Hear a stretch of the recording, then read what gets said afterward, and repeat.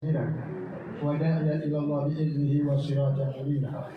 أشهد أن لا إله إلا الله وحده لا شريك له وأشهد أن محمدا عبده ورسوله. أما بعد، قال الله تعالى في كتابه الكريم: أعوذ بالله من الشيطان الرجيم. بسم الله الرحمن الرحيم. يا الذين آمنوا ادخلوا في السلم كافة ولا تتبعوا خطوات الشيطان إنه لكم عدو مبين. قال النبي صلى الله عليه وسلم: الإسلام غريبا فسيعود غريبا كما بدأ فطوبى للغرباء. Sadaq al-Azim wa sadaq Rasulullah SAW. Bapak-bapak dan ibu sekalian, jamaah pensiunan yang dirahmati dan dimuliakan serta dipanjangkan umurnya oleh Allah Subhanahu wa taala. Kita bersyukur kepada Allah Subhanahu wa taala atas segala nikmat dan rahmat yang Allah berikan kepada kita sekalian, sehingga pada kesempatan ini kita dapat hadir bersama-sama di rumah teman kita ini. Mudah-mudahan akan merekatkan semangat persaudaraan kita bersama. Sekaligus kita berdoa mudah-mudahan yang punya rumah ini diberkahi oleh Allah Subhanahu wa taala. Amin. Diberikan keteguhan dalam beragama, sehingga insya Allah kita bersama-sama kemudian di akhirat nantinya apabila kita punya kebersamaan, kita akan dikumpulkan dengan orang-orang yang mendapatkan kenikmatan dari Allah. An'ama alaihim minan nabiyyin wasyiddiqin wasyuhada wassalihin wa hasuna ulaika rafiqa. Dari para nabi, orang yang jujur, kemudian orang-orang yang saleh dan orang-orang yang diridai oleh Allah Subhanahu wa taala. Hadirin jamaah pensiunan yang dimuliakan oleh Allah Subhanahu wa taala, Rasulullah bersabda bahwa ada 4 ciri-ciri manusia yang celaka dalam perjalanan hidup. Alamatun syakawatun arba'atun. Ada 4 ciri-ciri manusia yang celaka dalam perjalanan hidup. Mudah-mudahan Allah hindarkan kita dari kategori orang yang celaka ini. Yang pertama kata Rasulullah, manusia yang sinyanu zunubil madhiyah wa hiya indallahil mahfuzah. Ada orang-orang yang melupakan dosa-dosa yang pernah dia lakukan dalam perjalanan hidup. Sementara dosa yang dia lupakan itu Allah tetap rekam di Lauhul Mahfuz, dalam catatan sijil, dalam catatan amal kejahatannya. Nanti di hari kiamat baru dibukakan. Inilah kejahatan-kejahatan yang kamu lakukan, tidak sempat kamu bertobat sampai kamu meninggalkan dunia ini. Rasulullah menyatakan ada orang yang merasa kecil dosa yang dia lakukan, padahal di hadapan Allah besar. Sebaliknya ada orang merasa besar dosa yang dia lakukan, padahal di hadapan Allah kecil. Contoh umpamanya hal-hal ceritakan kejelekan orang kecil memang. Umpamanya ibarat kita berjalan menggunakan kendaraan bermotor, titik debu yang masuk umpamanya menempel di baju kita tidak pernah kita sadar. Kalau umpamanya satu bulan tidak pernah kita cuci akan menempel di sebuah kotoran yang susah untuk dicuci. Begitupun dosa.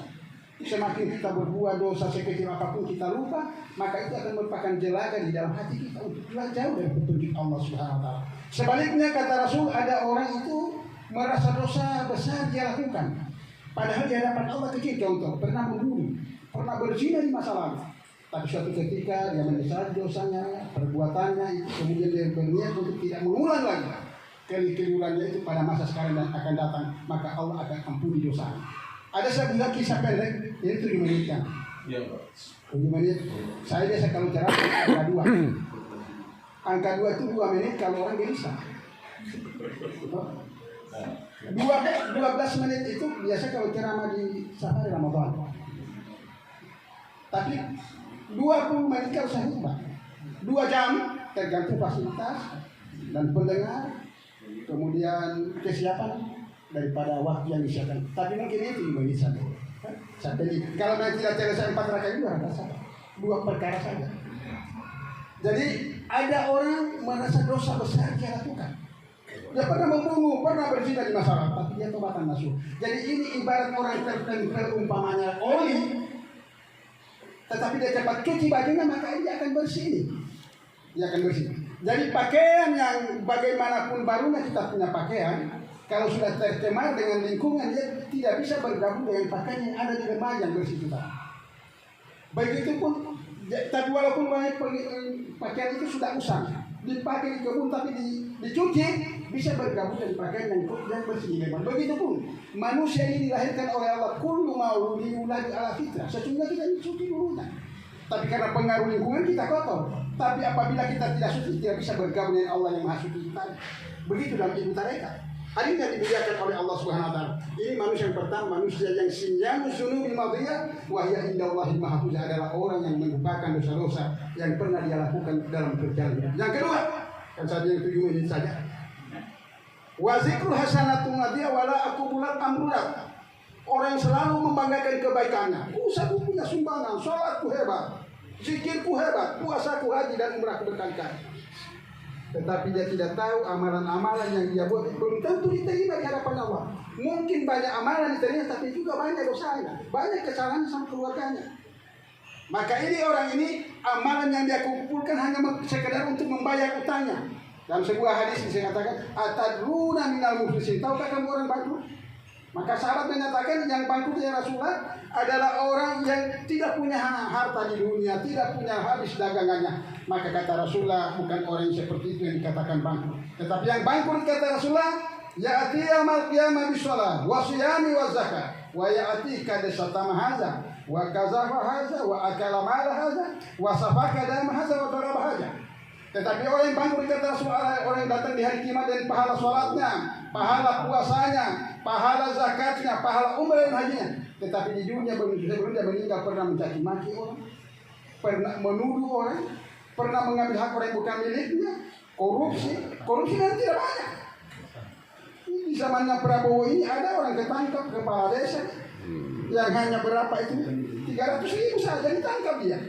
Apalagi kalau sudah banyak. Pernah mengambil hak orang yang bukan miliknya, tidak dari ini menyangkut hukukul adam, ini menyangkut hak orang, ini harus dikembalikan. Kalau kita merasa berdosa, pernah dosa ambil haknya orang, kembalikan. Kalau pembayaran yang sudah mati, kita dinasti saja, amal dibiarkan. Jadi harus bersih. Orang yang bisa bertemu dengan Allah hanya orang yang suci, lahir dan batinnya. Dia amal, pahala sholatnya, pahala puasa, pahala zakatnya, hanya sekedar membayar utangnya. Sehingga di hari kiamat dia datang menghadap kepada Allah, ya Allah, saya mau masuk surga. Pas dia mau masuk surga, ada yang pernah dia caci maki di dunia. Jangan dia masuk surga ya Allah, jangan. Kenapa? Pernah dia mencaci maki saya di dunia, pernah dia tuduh saya. Maka satu persatu amalan yang kita banggakan hanya menebus